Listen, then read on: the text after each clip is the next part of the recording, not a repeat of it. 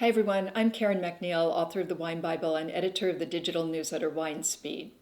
And this is News from Napa Valley, sponsored by Collective Napa Valley, a worldwide community of wine lovers who believe in coming together, enjoying wine with Napa's winemakers, and doing good at the same time.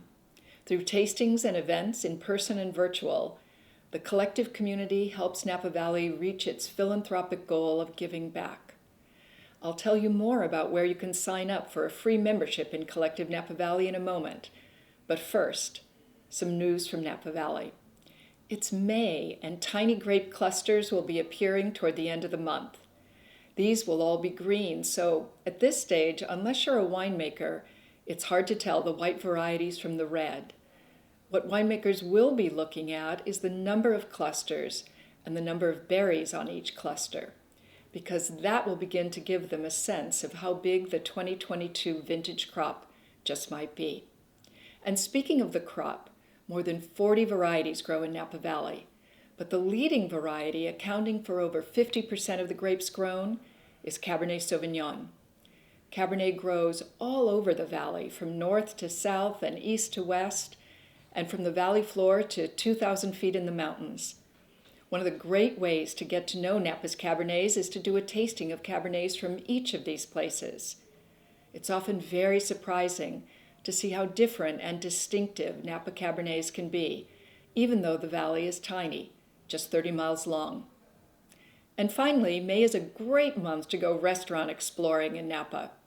The valley has over 150 restaurants, from Gott's Roadhouse, famous for its burgers, to the French Laundry, one of only 13 Michelin-starred restaurants in the whole country.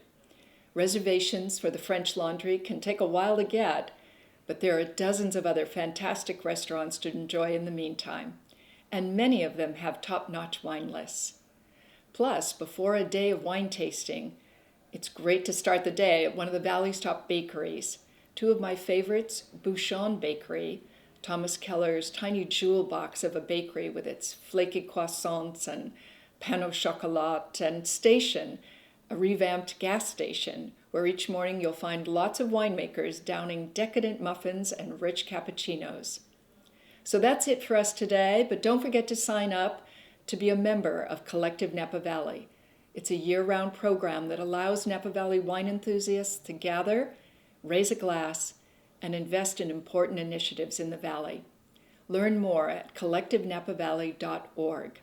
See you next time. I'm Karen MacNeil.